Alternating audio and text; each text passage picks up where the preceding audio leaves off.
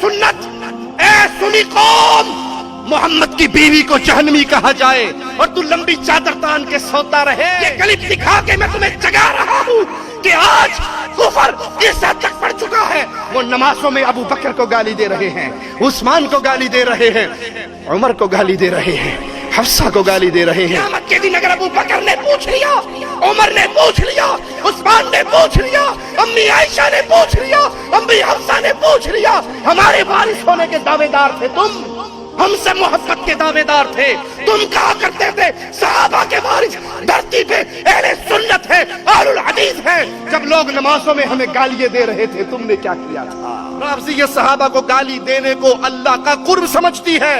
احقاق الحق صفحہ 98 پر لکھا ہے، ہم بعض ان صحابہ پہ لعنت کرتے ہیں جن کے بارے میں ان کا عقیدہ ہے کہ انہوں نے نبی کی وفات کے بعد ہی دوبارہ کافر ہو گئے تھے۔ یاسر خبیث جو حقیقت میں خاسر خبیث ہے، خسارہ پانے والا خبیث، وہ نماز پڑھتا ہے اور نماز میں قنوت کے لیے ہاتھ اٹھاتا ہے اور ابو بکر، عمر، عثمان، عائشہ، حفصہ میں نماز میں لعنت کرتا ہے۔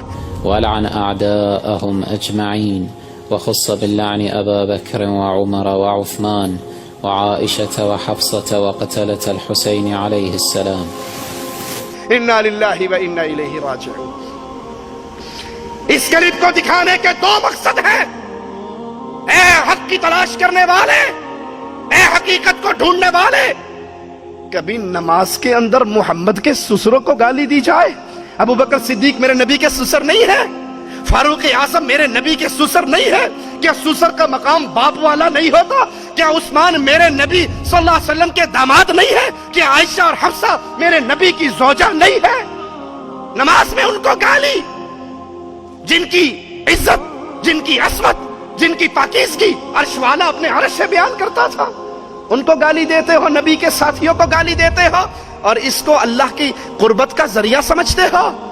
اور دوسرا سوال اے اہل توحید تم سے ہے، اے میری سنی قوم، یہ کلپ دکھا کے میں تمہیں جگا رہا ہوں کہ آج کفر اس حد تک پڑ چکا ہے، وہ نمازوں میں ابو بکر کو گالی دے رہے ہیں، عثمان کو گالی دے رہے ہیں، عمر کو گالی دے رہے ہیں، حفصہ کو گالی دے رہے ہیں، خدیجہ رضی اللہ تعالی عنہا ان کے رسول صلی اللہ علیہ وسلم کی زوجیت میں آنے والی بیویوں کو گالی دے رہے ہیں۔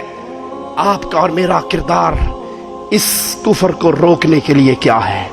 کیا جواب دو گے؟ قیامت کے دن اگر ابو بکر نے پوچھ لیا، عمر نے پوچھ لیا، عثمان نے پوچھ لیا، امی عائشہ نے پوچھ لیا، امی حفصہ نے پوچھ لیا، ہمارے وارث ہونے کے دعوے دار تھے تم، ہم سے محبت کے دعوے دار تھے، تم کہا کرتے تھے صحابہ کے وارث دھرتی پہ اہل سنت ہے، اہل الحدیث ہے، جب لوگ نمازوں میں ہمیں گالیاں دے رہے تھے تم نے کیا کیا تھا؟ تم نے میرے نبی کی بیویوں کی عزت کو بلند کرنے کے لیے کیا کیا؟ ارے ان کی عزت کو تو رب نے بلند کر دیا، لیکن دشمنوں کا منہ بند کر کے خود اپنے آپ کو تو جہنم سے بچا لو۔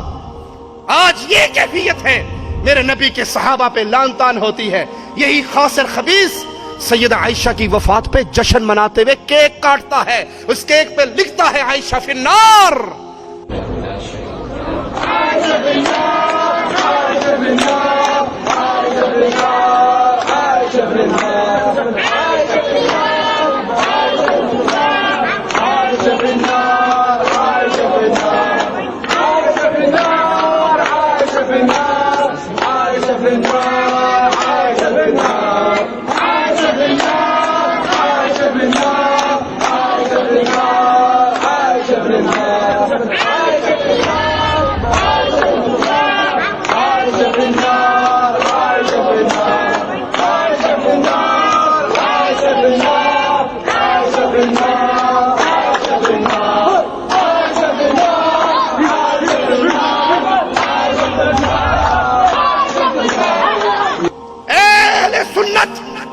سنی قوم، محمد کی بیوی کو جہنمی کہا جائے اور تو لمبی چادر تان کے سوتا رہے، مصطفیٰ کے پیارے ساتھیوں کو جہنمی کہا جائے اور تجھے اپنی دکان اور کاروبار سے فرصت نہ ہو، تیرا اندر کا ایمان تجھے جھنجھوڑ کر دعوت کے میدان میں نہ کھڑا کر دے، تیری غیرت کا کیا فائدہ؟